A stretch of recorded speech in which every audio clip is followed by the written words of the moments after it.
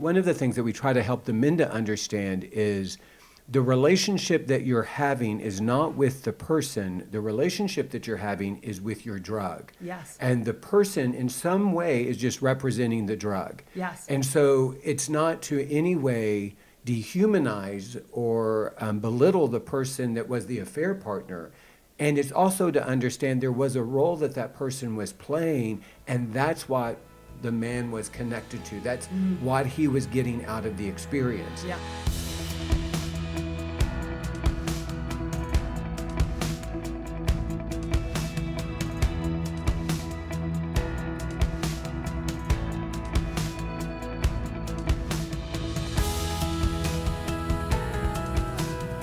Welcome to the Faithful and True podcast. We're happy to be back with you today with, as usual, our host, Dr. Greg Miller. Thank you. It's good to be here. Great to see you as always, Greg.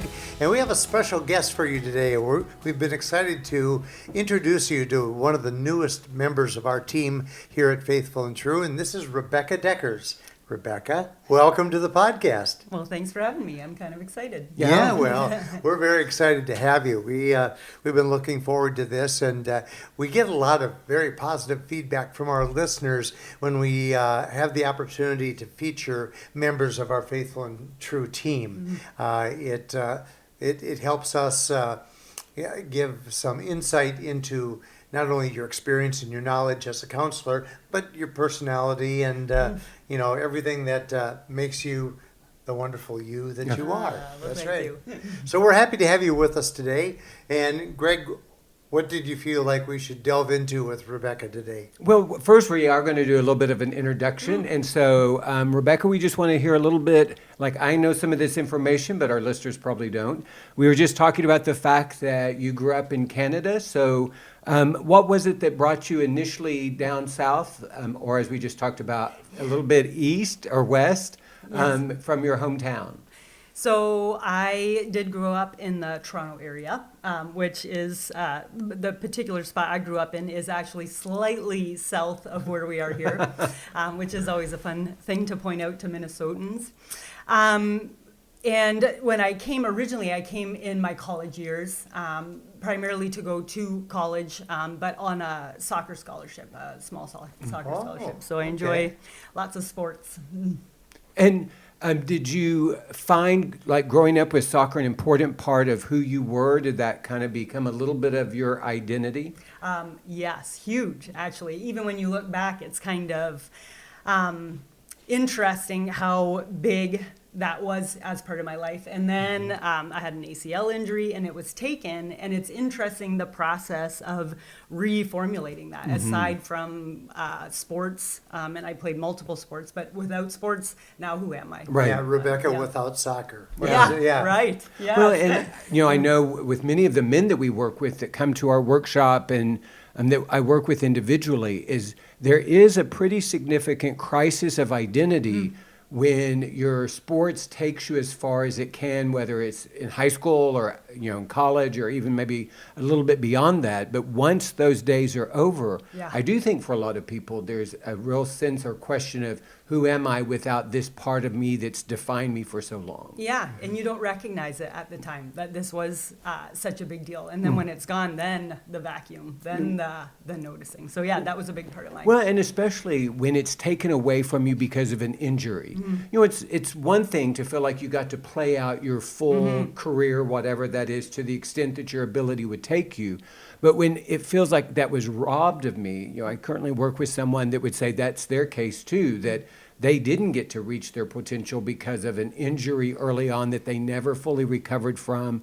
And so there's that huge grief of not being able to realize something that could take you even further if it wasn't for the injury. Right, yes. How far into your college soccer career did the injury take place? Well, it is interesting because it took place in one of my last high school games. So then I kept to the scholarship, tried to rehab, and just never really came back. So it was like this constant trying to get to where I was, and then not getting there. Right. And then slowly grieving it, sort of having to let go, even though I was still having to show up and try and fail.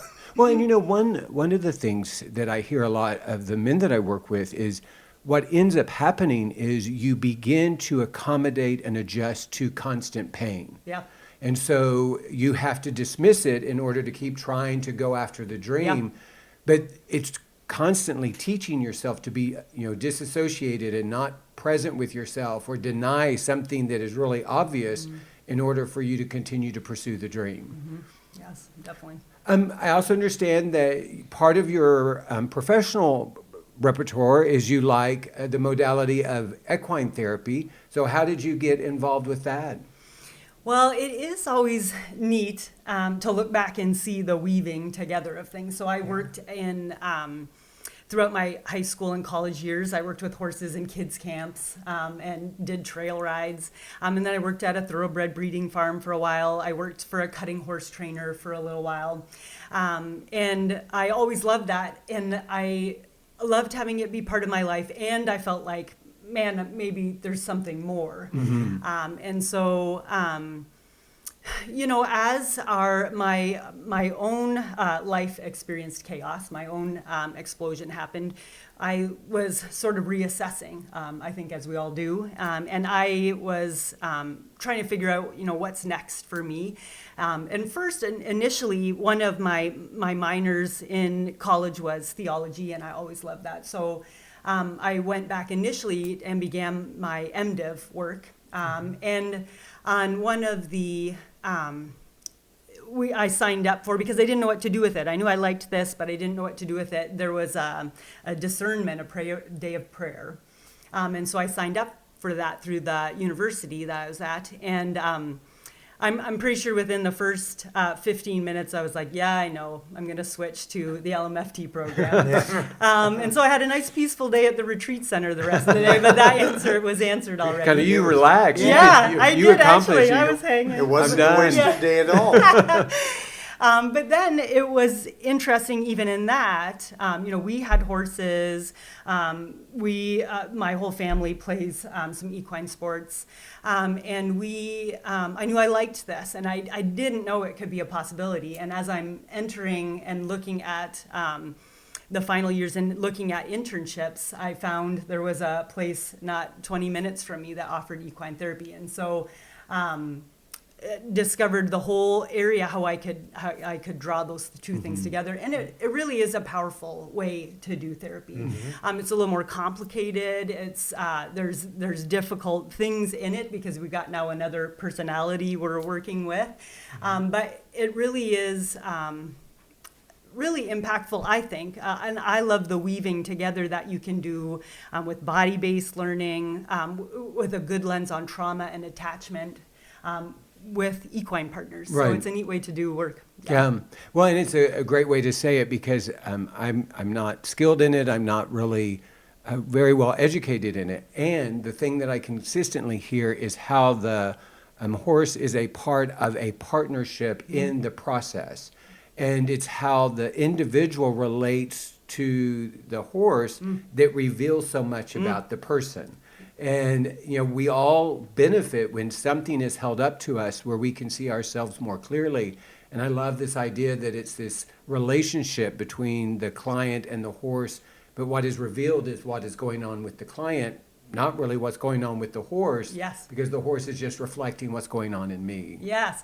And one of the things we like to say, too, is the horse is that relational component. They are a sentient being. They are their relationship. Their who they are shows up also because they're not just a biofeedback machine. Right. They're bringing this their safe otherness to the relationship. Right. And so even down to which horse somebody picks to work on, it can be very informative. Yeah. In the process, because you would know the horses, were there times where you just felt drawn that this is the horse that somebody needed to work with? And so you kind of maybe took more of an initiative and brought that horse into the therapeutic relationship. Yeah, that can be complicated because you have to notice, is this just me wanting to manage? Is this me wanting to speak into what I think needs to happen? And sometimes and there's a mix, sometimes that is important because equine literacy, I guess, learning to know and read horse language isn't something everyone comes in with. So I might have a really good idea about how this, what could be helpful and formative in this relationship. And sometimes when I let go, the horses can really step up as a good equine partner in it, and they'll bring something that I couldn't have planned. Right. Yeah. Well, one of the things I love about your story is you have this history with horses that predates therapy. So, if I come to equine therapy and I've never really had a relationship with horses, I may only see the horse through one lens. But because you have this history with the horses, they're so much more than just what happens in equine therapy. They're all of who they are. And I think that probably actually makes you more effective in what it is that you do and how you facilitate the process and the journey. Yeah, big time.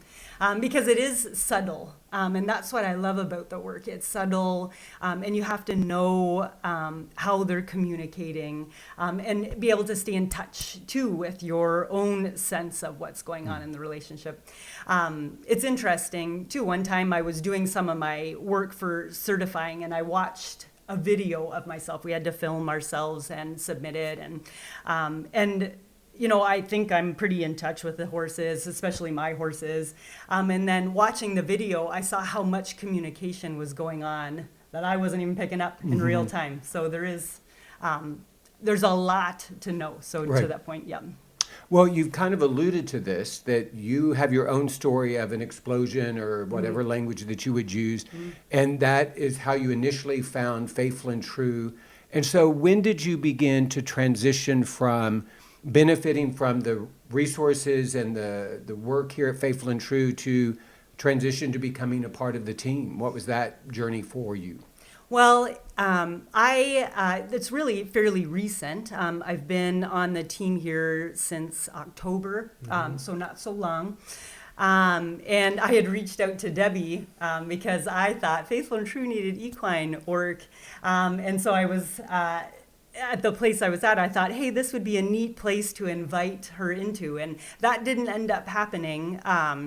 But since I was in the midst of a transition myself, we thought that now maybe would be the time to come. So if I understand kind of the chronology of your story, you were a therapist when life exploded. No. Oh, yes, you came sorry. later. Yes. Okay, so what was that experience? Yes. So I had... we had moved multiple times, and in one of our moves, we knew of Faithful and True right before our right after our explosion had happened, so we moved here and we got involved, and both of us pretty much absorbed everything that Faithful and True had to offer, and was in groups for a long time, and then. Sort of went about life for a while, and then that's when I began sort of that period of discerning what might be next for me, and then went through school. Okay, so the discernment piece was part of kind of your journey and even your recovery as you're thinking, how do I move away from this chaos and not be defined by it, and yet be informed by it? Yes, yep, okay. Well said. Well, so you and I have talked about various things that we could talk about. And so what we want to talk about today is specifically, you work with a lot of women who come through Faithful and True. You're a part of that community. And so what is the type of support or encouragement or even maybe the unique help or response that a woman needs if her husband's acting out was more relational and less transactional? A lot of the men who come through maybe they have acted out with someone else, but it was more of a one-time experience, or maybe it was even very transactional. It was something that they gave money for. But we also have men who come through the Faithful and True workshop that would identify that they were in a long-term relationship, that they had an affair partner that was ongoing for a while. And I know that when we're working with the men, there are some unique things that we want to address and talk about in that context. So my guess is if you're working with a woman who also has had that experience, that there may be some specific or particular messages or even processes that they might need to go through. Yeah, there is in each of the different kinds of stories that come here to Faithful and True. There are unique things. And so, and there's a difference with a woman's process when it is perhaps in addition to some of the more anonymous types of acting out. And I think that is kind of a big word for it, moving from anonymous to more relational or emotional. And it does come with a different level of chaos or different chaos. And I would want to say even perhaps more chaos and more pain. And research does show that can be significant, that it is more pain.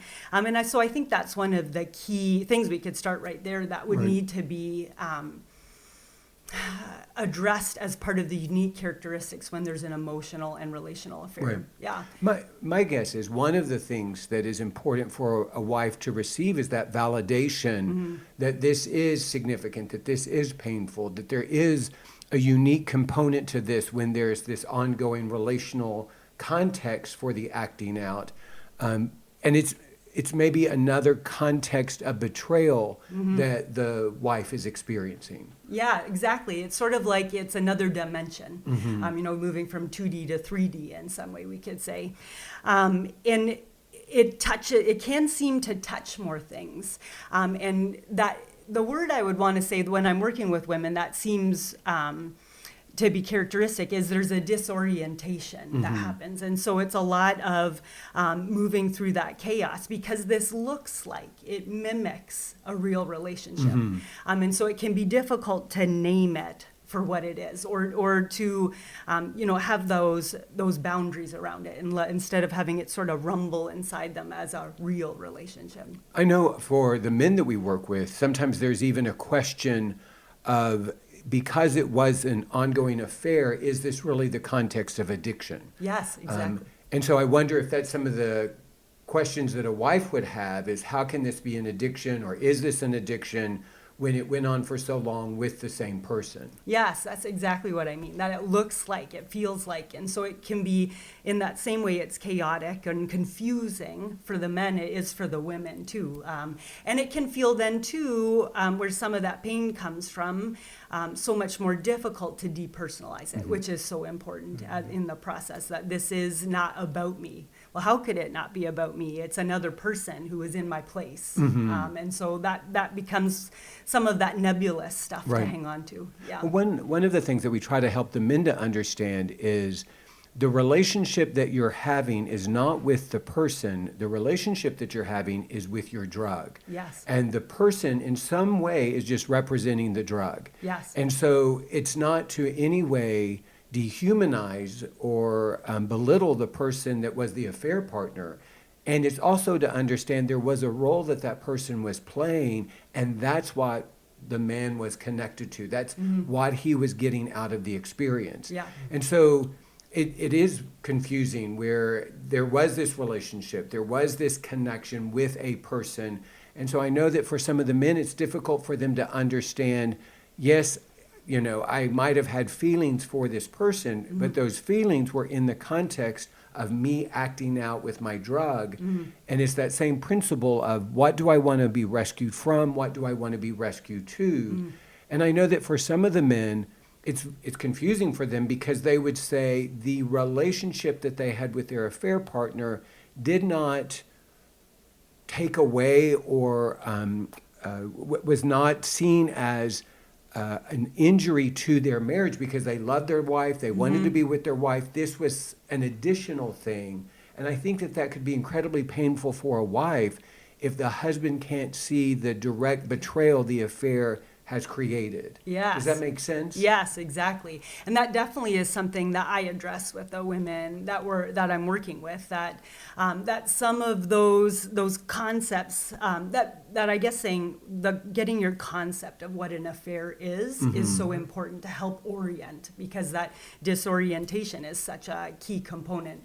And so knowing for sure that the neurochemistry is a substantial part, and that this is a relationship that is at its core built on falsehood. The illicitness of it is what brings the energy.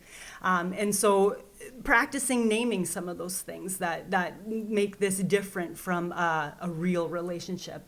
And so I think neurochemistry for sure, that illicitness, that energy, it's a foundation of falsehood. This would not probably exist aside from the fact that it's like Romans 7, not supposed to be. Right. That adds the energy behind it almost immediately. Well, and the secrecy of it gives Yes. it power. Yes. And again, one of the things that we talk to the men about is if you're trying to compare an affair partner with your wife, the affair partner many times is going to win because she's not going to be mad at you for having an affair. She already knows that you're married, and she's chosen to enter into that.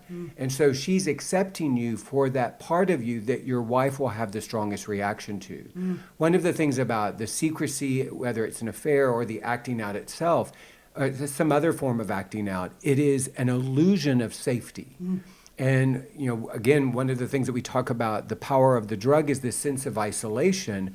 And so even if I've included somebody else in my acting out, I've not included them in my life, I've included them in my isolation. Yeah. And so that sense of isolation actually gives it more power. Yes. I mean, it can't stand in the context of the greater truth of my other relationships, my sense of faith and commitment to God, my commitment to my children. And so the more isolated it becomes, the more powerful it becomes, and also the more destructive it becomes. Yes. Yeah, that was the other characteristic I think is key to point out, is that it is detached from reality.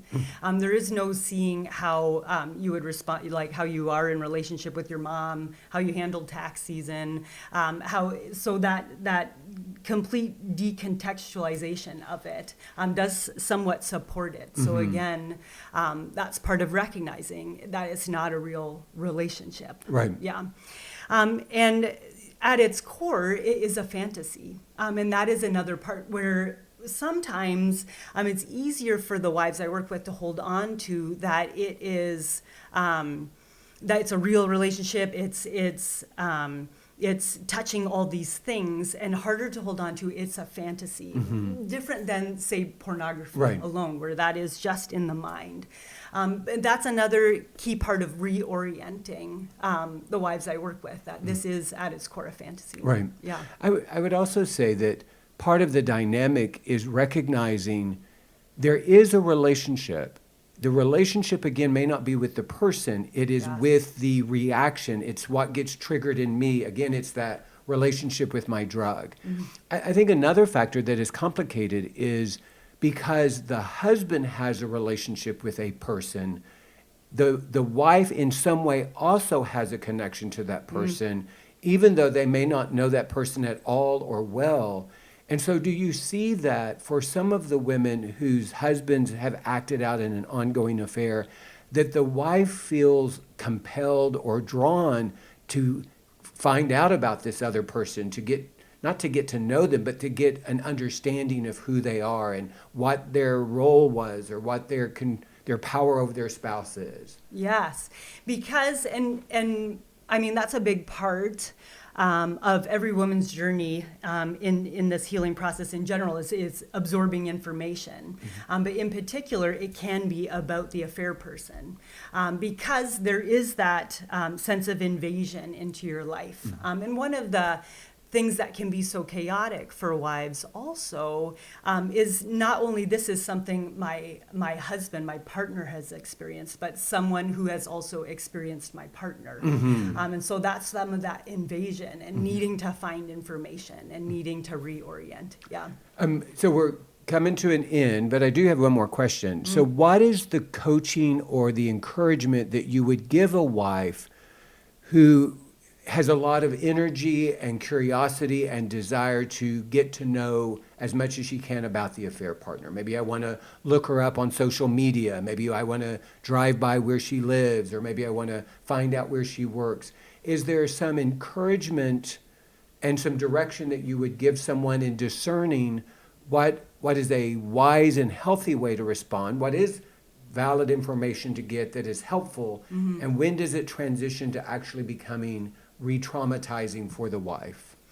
Well, and I think that it's a good question because it makes a lot of sense that wives would want to seek this information. And so I think that's the first thing, is to say that it makes sense and to be gentle as you're sort of finding that line.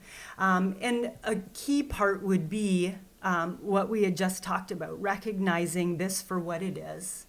And that I like your words on it, that it is a relationship, but not necessarily that the details of the other person are all that significant. And so just right-sizing that the importance of that information. Right. And so some information might be helpful to know, are there places that, if it is somebody that you didn't know, or if it is somebody you knew a little, to know, to have that power over, are our paths likely to cross? Right. Are there relationships that might be intermingled or linked? And so just looking for those points of contact and then practicing letting go, I think, of the rest. Right. Yeah. I know when I'm working with a man, I can work with him for years, and what we focus on is that the role that the drug played in your life. That's what I want to understand, is what did you want to be rescued from? What did this thing appear to rescue you to? What were the legitimate needs you were trying to meet in this illegitimate way? And I could be working with a man for a year, and at the end of that experience, know very little or maybe nothing about the affair partner. And I can fully understand the role that person was playing in his life. And so maybe that's also the context when husbands and wives are trying to talk about this, to be able to figure out what was that role that this experience was playing for you. What was it that you were trying to get from the experience? What was that legitimate need that you had that you were trying to meet in this illegitimate way? Yeah, almost the framework of Yes. it rather than the details of. Yes, yeah. Well, great. Well, Yeah. thanks for being with us, Yeah. and we'll look forward to doing this again. All right, yes, we'll see. I promised you that we'd be gentle. It's great to have you on the podcast, and just hearing more about the equine therapy, that's very intriguing. We'd like to, we haven't started working on the corral in the back yet, Yeah. but that could be in the works, who knows. But thank you so much for joining us today. If you are the spouse of a man that is struggling with sexual purity issues, and you've heard Rebecca speak today, give us a call at Faithful and True, and we can help you line up the opportunity to counsel with Rebecca, and she can share more of her experience and knowledge with you. If you're a man who is struggling with pornography or other issues of unwanted sexual behavior, Faithful and True hosts the Men's Journey Workshop, and we offer that every month here at our center. And visit faithfulandtrue.com, where you can find many resources. You can find all of these podcasts. We have over 400 available podcasts, as well as all of the information about our Men's Journey Workshop for the spouses, the Women's Journey Workshop, and for couples, the Couples Journey Workshop. So until we join you again, we hope that this week will be a week for you that's filled with many blessings and with great vision.